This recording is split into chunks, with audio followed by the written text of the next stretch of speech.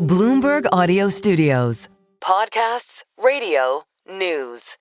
I am here on site at the Goldman Sachs conference with Richard Dickson, the CEO of Gap Inc., encompassing Gap, the namesake brand, as well as Old Navy, Athleta, and of course, Banana Republic, which you are decked out in today. I want to start. It's great to see you. Thank you for being here. I want to start with the announcement that you put out today about expanding the beauty and accessory line in stores later this fall, maybe at Old Navy first. Why now? Well, I think, one of the reasons why now is also sort of a reflection of where we've been. And as you know, we've been working really hard at fixing fundamentals of our business. Our core assets, as you mentioned, Old Navy, Gap, Banana Republic, Athleta, these are iconic American brands, but ultimately brands that we've been working to rebuild the core category apparel into a consistent growth. We've proven that at this point. In fact, we reported our last earnings, 6 quarters of comping the comp. Our 3 largest brands also comping. We're growing our share, which means the consumer is voting for us from a financial perspective. We've stabilized, if you will, the middle of the P&L, and we're starting to see growth. Cash balance really strong. So we're in a very good position now where we're sort of moving into the next phase of our transformation strategy, which is about building momentum and accelerating growth. And when we look at our brand and portfolio, there are categories within our business that are small businesses that could be much larger, important businesses, and those two are beauty and accessories. High margin, really exciting categories. Customers resonate with those categories in our stores already, and so we know we've got that relationship with consumers that are looking for that product in our stores, and we can really dial those up to be meaningful businesses for our future. The impulse purchases as you get to the counter. That's you right. Talk about the turnaround plan, and you have had 2 years, and there has been meaningful growth in a number of the brands. I'm just wondering, you've talked about the tariff-related hit to profits being up to $175 million. How much has that set that turnaround plan back? Look, I think in any business, you're always dealing with things that are not necessarily in your control. And I think the reflection of a healthy company and a healthy culture is how resilient that culture is, how they remain agile and flexible to deal with circumstances that come our way. And tariffs is one of those circumstances. It certainly is a headwind, but we've done a really good job mitigating as much as we can at this juncture. We did also commit in 2026 to see no further degradation in the context of the impact of tariffs.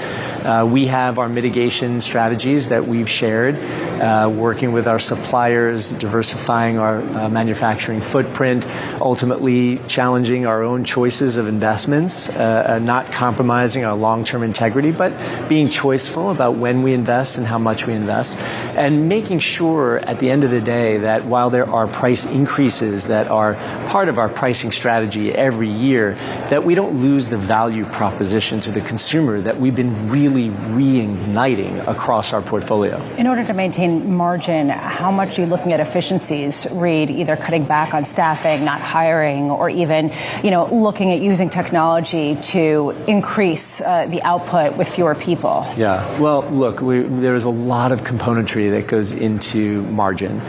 What you could see in the context of our transformation, and arguably even longer than that, our history, we're operating right now at gross margin highs. I mean, we've had incredible expansion of our gross margin. Now, we've done that through real savings and efficiencies. We've done it through better assortment planning, cutting our inventory, pulling back on unprofitable doors.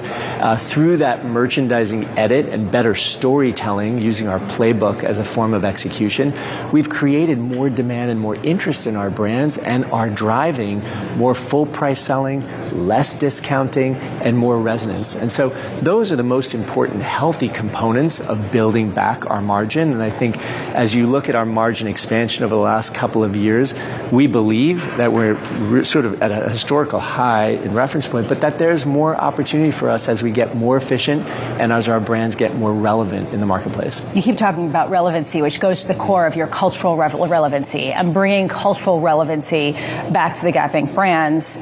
Is it more difficult to bring relevancy or adapt to current fashions without, say, Asia as the reliable supplier, the manufacturer, having to rejigger supply chains at the same time as remaining relevant and current? Yeah, look, it is all a challenge. And retail, as we've talked about, is a challenging business. It is about the detail.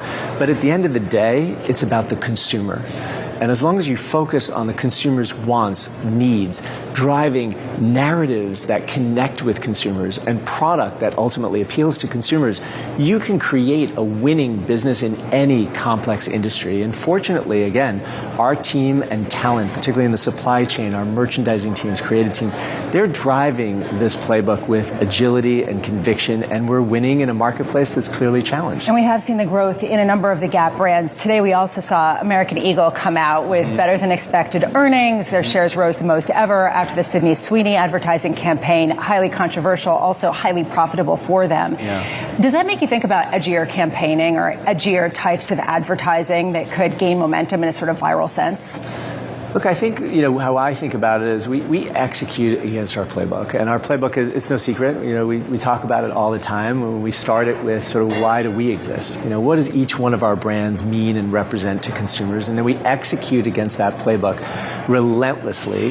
And ultimately, through that process, you do create campaigns, or what we call releases, that drive cultural relevance and connectivity. And in the case, for instance, of Gap, which is probably the most developed brand within our portfolio against that playbook, we're not just creating cultural conversations. We created a cultural takeover.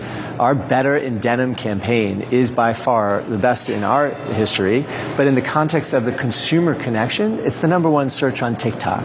8 billion views, 400 million, 20 million in the first 3 days. And we're just getting started. So again, we're not necessarily looking left and right. We're looking center and executing with conviction. I do think it's really great for the industry when there are multiple campaigns and the industry is sort of activated through various different points of creativity, and it drives industry interest, which helps all of us. You talk about consumer demand and driving consumer demand. Just generally, how have you seen the back-to-school season and the shopping? We've heard from the likes of Walmart. We've heard from the likes of Macy's. It's been pretty good, pretty solid. Yeah. Do you see that being resilient going forward? Yeah, we're off to a good start. We're very pleased with the progress, the connectivity that our merchandise and merchandising is having with consumers. We haven't seen any significant change in consumer behavior or sentiment. So we're very encouraged with the early start of back to school and fall season. And I know as I look at the product that's coming and some of the other marketing and culturally relevant conversations that we're about to have, that we'll be keeping the heat. Just 30 seconds. Which is your brand, not your favorite, because all of your babies are your favorites, but going forward that you expect to have the greatest momentum over the next 12 months? I think each brand is in a different stage of its reinvigoration process. Clearly, we're very proud of our flagship namesake brand, Gap. I think that is furthest along in the cultural conversation and certainly the metrics, 4% comp growth on top of 3% comp growth. Old Navy, #1 apparel specialty brand in the country, consistent deliverables and executing with excellence. We're most proud of Banana Republic, clearly, posting 4% comp, a significant milestone in its progress. And as you know, we're working on Athleta, which is an important brand in the industry. So I can't pick one. They're all individually driving. And I think as you look ahead, we've got a really powerful portfolio of growth. Richard Dickson, thank you so much for being with us. That was Richard Dickson, the Gap Inc. CEO.